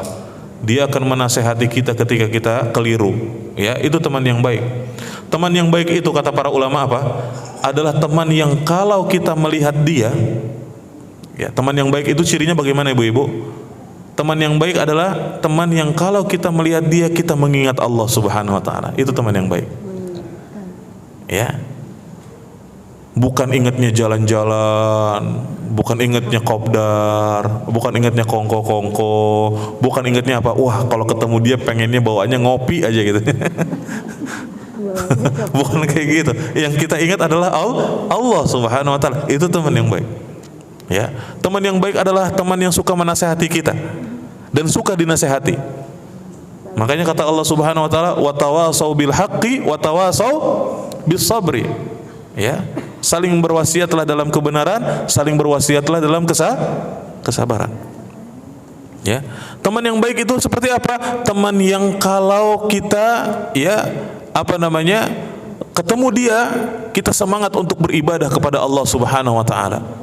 Ya, kita berkumpul karena Allah, berpisah karena Allah Subhanahu wa taala. Itu teman yang baik. Makanya kata Rasulullah, "Al-mar'u ala dini khalilihi." Teman itu, ya, seseorang itu tergantung kepada apa? Agama teman dekatnya. Al-Khalil. Al-Khalil itu bukan hanya sekedar berteman, tapi menjadi sahabat dekat.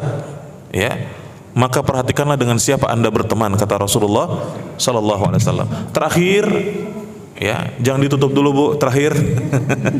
Terakhir, banyak-banyak berdoa kepada Allah. Karena yang menguasai hati kita siapa, Bu? Allah Subhanahu wa taala. Yang menguasai hati kita adalah Allah. Yang membolak-balikan hati kita Allah. Makanya di antara doa yang paling sering dibaca Rasulullah, doa apa, ibu-ibu? Ya muqallibal qulub, tsabbit qalbi ala dinik. Allahumma musarrifal qulub, sarrif qalbi ala ta'atik. Wahai yang membolak-balikan hati, tetapkan hatiku di atas agamamu. Wahai yang memalingkan hati, maka palingkanlah hatiku kepada ketaatan kepadamu. Rabbana la tuzigh qulubana ba'da idh hadaitana wa hab lana min ladunka rahmah innaka antal wahhab. Rabbana srif 'anna 'adzab jahannam inna 'adzabaha kana gharama. Banyak ayat-ayat yang berbentuk doa yang kita panjatkan kepada Allah Subhanahu wa taala. Rabbana innana sami'na munadiyan yunadi lil imani an aminu bi rabbikum, ya, fa amanna. Rabbana faghfir lana dhunubana wa kaffir 'anna sayyi'atina wa tawaffana ma'al abrar. ya, dan seterusnya banyak. Ya, maka berdoa kepada Allah. Ya, karena hati manusia itu berada di antara jemari Allah Subhanahu wa taala. Yuqallibu ma syaa. Allah membolak-balikkan hati manusia itu dengan kehendak Allah Subhanahu wa taala. Maka kita mohon keteguhan kepada Allah Subhanahu wa taala. Dahulu para ulama itu selalu berdoa. Ketika memiliki kesempatan untuk berdoa, mereka berdoa kepada Allah dengan doa apa? Allahumma anta rabbuna farzuqnal istiqamah. Ya Allah, Engkau adalah Rabb kami, Engkau adalah Tuhan kami. Berikan keistiqomahan kepada kami. Berikan kami istiqamah ya Allah di atas jalan yang lurus. Maka ibu-ibu yang dirahmati Allah, semoga nasihat kita yang kita dapatkan di hari ini bermanfaat, dan semoga Allah memberikan pertolongan serta kemudahan untuk bisa mengamalkannya. Amin ya rabbal alamin. Demikianlah materi yang dapat saya sampaikan. Wallahu a'lam bishawab. Kemudian kalau ada yang mau bertanya, saya persilakan. Bismillah. Afwan Ustadz, apakah ada tanda-tanda bahwa Allah akan mencabut hidayah kita, dan apa saja tanda-tandanya itu? Di antara tanda-tandanya, ini pertanyaan yang sangat bagus sekali nih. Jazakillah khair kepada ibu yang bertanya. Wa barakallahu fiki. Di antara tanda-tanda Allah akan mencabut hidayah dari kita ketika kita sudah tidak bersemangat di dalam melakukan kebaikan. Ini yang pertama. Ya. Tidak semangat melakukan kebaikan. Makanya kita berdoa kepada Allah Subhanahu wa taala. Di antara doa yang diajarkan Rasulullah sallallahu alaihi wasallam adalah Allahumma inni a'udzubika minal ajzi, dan seterusnya ya, minal ajzi wal kasal, ya, dan seterusnya ya. Berlindung kepada Allah dari sifat malas. Ya. Berlindung kepada Allah dari sifat dari kemalasan, ya. Ini adalah doa yang diajarkan oleh Rasulullah sallallahu alaihi wasallam. Dan kalau nggak salah di sini kan ada setoran hafalan doa gitu ya. Ya, mudah-mudahan doanya ibu-ibu juga udah hafal doa ini. Kita memohon kepada Allah agar supaya tidak menjadi orang yang pemalas. Ini tanda-tanda bahwa orang itu akan dicabut hidayahnya oleh Allah Subhanahu wa taala ketika dia sudah malas beramal, malas melakukan kebaikan. Ya. Ini yang pertama. Yang kedua, ya, kurangnya motivasi terhadap akhirat, lebih mementingkan urusan dunia. Ya, lebih mengutamakan urusan-urusan dunia. Ya. Kemudian yang ketiga, di antara tanda Allah Subhanahu wa taala akan mencabut hidayah dari seseorang ketika dia sudah tidak lagi ikhlas di dalam beramal. Ya. Di mana saat dia beramal motivasinya adalah untuk mengejar yang lain. Seperti misalnya seseorang yang beramal hanya untuk mencari ridha manusia. Ya, seseorang yang beramal hanya untuk mencari ridha manusia. Kata Al-Imam Asy-Syafi'i, ridhon nas ghayatun la tudrak. Ridha manusia adalah sesuatu yang tidak akan pernah tercapai. Ya, Al-Imam Asy-Syafi'i mengatakan apa? Ridha manusia adalah sesuatu yang tidak akan pernah tercapai. Ketika niat sudah rusak, maka ini tanda bahwa hidayah itu akan dicabut oleh Allah Subhanahu wa taala. Ya. Dan yang kemudian yang keempat tadi, futur. Ya, futur. Oleh karena itu ibu-ibu yang dirahmati Allah, kita berlindung kepada Allah dari semua ini. Ya, wallahu a'lam bishawab. Itu hanya sebagian yang bisa kita sampaikan. Tapi ibu-ibu, dari semua itu yang paling berbahaya ibu-ibu, di antara tanda-tanda bahwa hidayah kita akan dicabut oleh Allah adalah ketika keinginan kita terhadap dunia jauh lebih besar daripada keinginan kita terhadap akhirat. Ini yang paling berbahaya.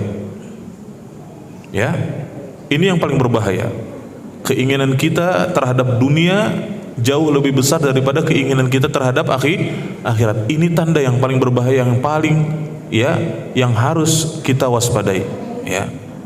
Oleh karena itu fitnah dunia ini sangat besar. Ya, fitnah dunia ini bisa merusak agama kita, bisa merusak akhirat kita. Ada sebuah doa di mana Rasulullah sallallahu alaihi wasallam mengajarkan Allahumma inni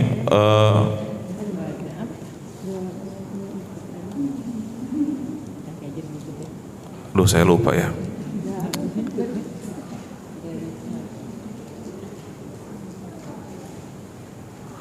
Allahumma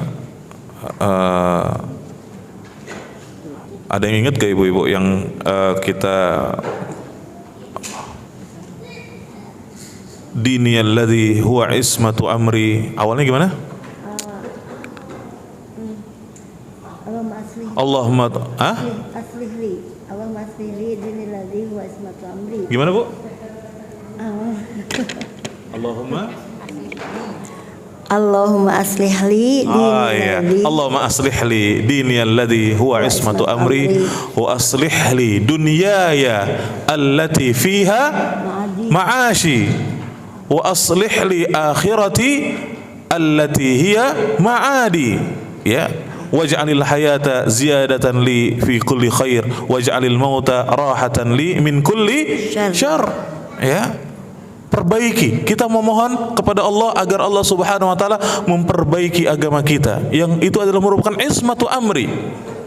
Ya, dan kita memohon ya agar Allah Subhanahu wa taala memperbaiki dunia kita yang mana itu adalah tempat tinggal kita.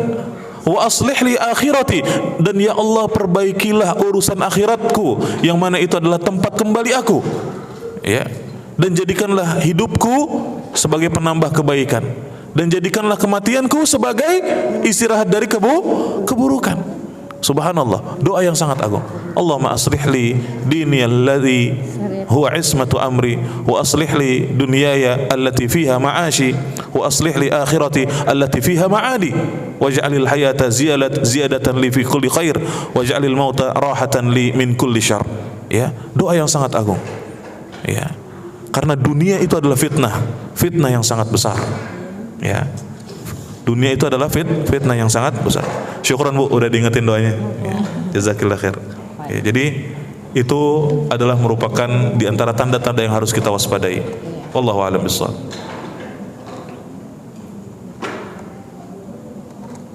Bismillah, bagaimana cara mempertahankan keistiqomahan itu? Orang yang sudah soleh saja bisa terjadi futur atau malas. Syukran. Kemungkinan pertanyaan ini ditulis tadi sebelum ada penjelasan kiat-kiat agar istiqomah. Dan alhamdulillah tadi sudah kita sebutkan beberapa kiat istiqomah, belajar agama, ya. Kemudian hendaknya kita memilih teman yang baik, ya. Kemudian berdoa kepada Allah, ya. Kemudian juga kita harus meneladani orang-orang saleh sebelum kita, ya. Baca cerita-cerita orang saleh sebelum kita. Para nabi, para rasul, mereka diuji oleh Allah Subhanahu wa taala dengan ujian yang lebih berat dari kita, tapi mereka istiqomah. Ya, para sahabat, mereka diuji ya oleh Allah Subhanahu wa taala dengan ujian yang lebih berat dari kita, tapi mereka istiqomah. Ya. Ujian yang kita dapatkan tidak seperti ujian orang-orang soleh sebelum kita. Mereka lebih berat, tapi mereka istiqomah. Baca dan teladani kisah-kisah orang soleh sebelum kita. Ya. Dengan seperti itu kita termotivasi untuk bisa istiqamah di atas jalan yang lurus, ya. Berteman dengan teman-teman yang saleh, berteman dan bersahabat, menjadikan orang-orang saleh sebagai teman dekat kita, sebagai khalil kita, karena agama kita itu bisa bergantung kepada agama teman-teman kumpul kita. Wallahu a'lam bishawab.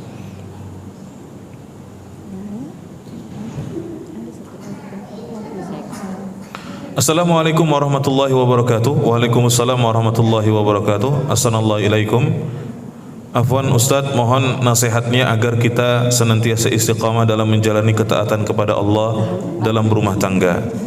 Nasihat untuk suami istri, nasihat di dalam rumah tangga itu banyak sekali, ya, banyak sekali. Di antaranya ada beberapa yang penting. Yang pertama, hendaknya suami istri itu saling mengetahui apa saja yang menjadi hak dan kewajibannya. Ya, suami istri itu harus tahu apa saja yang menjadi hak kewajibannya. Ya, ini nasihat yang paling penting untuk menjaga keutuhan rumah tangga. Ya, kemudian yang kedua, tidak perlu mempermasalahkan masalah-masalah yang kecil. Ya, tidak perlu mempermasalahkan masalah-masalah yang kecil. Kalau ada masalah-masalah kecil, jangan dibesar-besarkan. Ya, kadang-kadang kita di dalam rumah tangga antara kita suami dengan istri, masalah kecil bisa jadi besar. Ya, dan kita harus cari solusi. Kalau ada masalah kita harus cari solusi gimana kita supaya bisa bai'an lagi sama suami kita bisa bai'an lagi sama istri kita.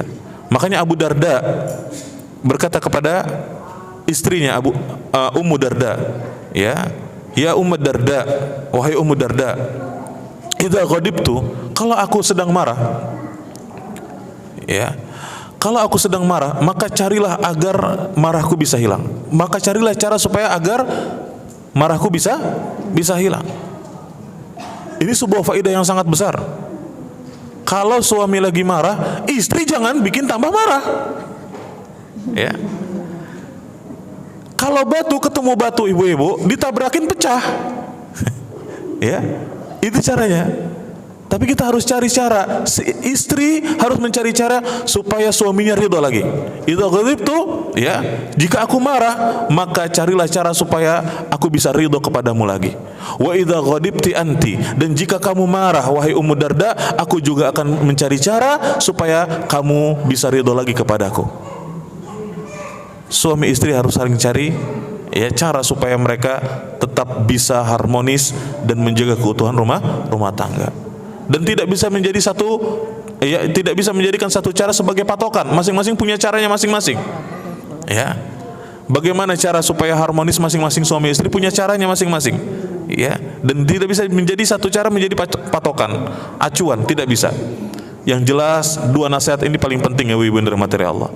Suami istri hendaknya mengetahui apa saja yang menjadi hak dan kewajibannya. Dan suami istri tidak perlu, ya, mempermasalahkan masalah-masalah yang kecil, masalah-masalah yang tabiat, yaitu masalah-masalah yang kecil yang sepele dan tidak perlu dibesar-besarkan. Ya, dengan bertakwa kepada Allah, dengan menjalankan rumah tangga ikhlas karena Allah Subhanahu Wa Taala, maka insya Allah rumah tangga kita akan terjaga. Wallahu a'lam bishawab. Ada lagi yang mau bertanya? Silakan. Assalamualaikum Ustaz. Waalaikumsalam warahmatullahi. Mau bertanya, apakah futur itu ada tingkatannya sehingga Futur? sehingga Allah mencabut hidayah itu, apa ada tahap-tahapnya Ustaz? Iya. Futur, sebagaimana tadi kita sudah sebutkan definisinya dari para ulama, bahwa futur itu adalah malas setelah tadinya bersemangat, ya. Dan ini futur itu bisa bertahap, ya. Yang tadinya dia semangat mengerjakan misalnya sholat yang wajib, begitu juga sholat sunnah semuanya dikerjakan. Tapi kemudian dia mulai meninggalkan satu persatu dari, ya, ibadah sholat sunnahnya tersebut, sampai pada akhirnya sholat wajibnya yang ditinggalkan. Ya, futur itu yang harus kita waspadai, itu datangnya bertahap. Futur itu datangnya bertahap. Yang tadinya kita semangat mengerjakan, ya, sholat sunnah rawatib, kemudian sholat duha kita kerjain, kemudian sholat malam kita kerjain, besokannya futur, ya, sholat malamnya mulai ditinggalin. Yang tadinya 11 rakaat jadi tinggal witir 3 rakaat, ya. Yang tadinya witir 3 rakaat jadi mulai 1 rakaat. Yang tadinya dikerjain, ya, tengah malam, kerjainnya jadi mulai kapan? Sebelum tidur, ya. Itu mulai tuh berkurang. Karena nggak konsisten tadi, nggak konsisten. Dan karena semangat dengan banyaknya amal, ini juga harus hati-hati, ya. Futur itu datangnya bertahap dia. Futur itu datangnya bertahap. Kemudian yang tadinya kemudian salat malam sudah ditinggalin, ya, salat duhanya juga sudah ditinggalin, ya. Lama-lama tidak mengerjakan salat sunnah rawatib. Karena apa? Banyak kesibukan dunia, urusan-urusan pekerjaan, ya, urusan-urusan, ya, keluarga, urusan-urusan anak. Akhirnya dia mulai meninggalkan salat sunnah rawatib, ya.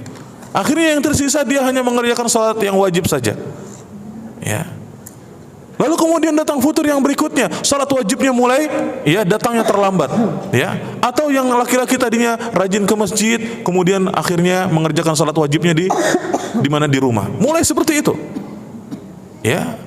Yang tadinya salatnya tepat waktu mulai terlambat, mulai, ya, akhirnya mengakhirkan waktu. Subhanallah, inilah futur. Karena syaitan itu datangnya menggoda manusia dengan apa? Langkah-langkah. Wala tattabi'u khutuwati syaitan, maka janganlah kamu mengikuti langkah-langkah syaitan, karena syaitan itu menggoda manusia tidak langsung kepada inti daripada pelanggarannya, tapi mulai yang di sekitarnya dulu, ya, yang syubhat dulu, yang samar dulu, baru kepada inti yang haram. Seperti itulah syaitan menggoda kita, ya. Maka ini tanda yang harus kita waspadi. Futur itu datangnya bertahap, ya, bertahap. Makanya kata Rasulullah kepada Abdullah ibnu Umar, ya Abdullah, la takun mithlu fulan. Wahai Abdullah, janganlah kamu seperti orang itu. Kana yaqumul lail fataraka qiyamul lail. Dulunya dia adalah orang yang rajin mengerjakan salat malam, kemudian akhirnya dia meninggalkan salat malam. Ya. Ini indikasi futur yang harus kita waspadai. Dari yang tadinya ringan, futur itu kalau dibiarkan akan semakin parah. Ya, dari yang tadinya ringan dulu. Dari yang tadinya misalnya kita meninggalkan yang sunnah. Yang sunnah dari yang sepele dulu sampai kepada sunnah yang paling penting. Kemudian pada akhirnya apa? Yang wajib yang akan kita tinggalkan. Itulah futur. Makanya kita harus waspadai. Kalau indikasinya, kalau kita sudah mulai malas, menurun frekuensi ibadah kita sudah mulai menurun. Ini hati-hati. Ini indikasi bahwa telah terjadi futur di dalam hati kita. Segera istighfar, bertaubat kepada Allah, perbaiki lagi niat kita. Ya. Perbaiki lagi usaha kita. Ya. Itu cara kita supaya tidak futur, ya. Dan sekali lagi kita butuh yang namanya hati itu perlu terus disirami dengan apa? Nasihat. Disirami dengan ayat-ayat Al-Qur'an, disirami dengan hadis-hadis Rasulullah sallallahu alaihi wasallam. Ya, jadi ini bentuk futur yang harus kita waspadai, ya. Karena futur itu datangnya bertahap sampai kepada yang paling parah. Awalnya ringan, ya.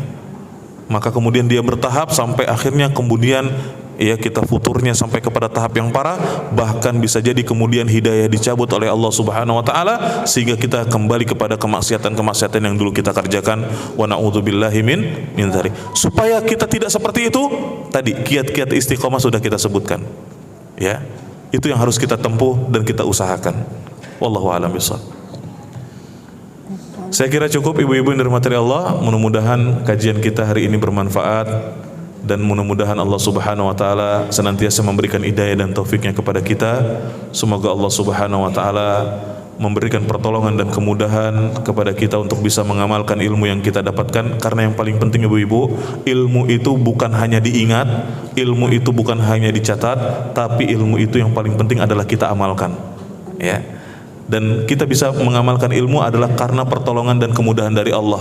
Maka hendaknya kita memohon pertolongan dan kemudahan dari Allah Subhanahu wa taala sebagaimana kita membaca iyyaka na'budu wa iyyaka nasta'in. Semoga Allah Subhanahu wa taala memberikan keistiqomahan kepada kita semua sampai akhir kehidupan kita nanti. Semoga Allah menjaga kita, keluarga kita, saudara-saudara kita, teman-teman kita, tetangga-tetangga kita dan kaum muslimin dari segala keburukan, dan semoga Allah mewafatkan kita semua dalam keadaan husnul khatimah.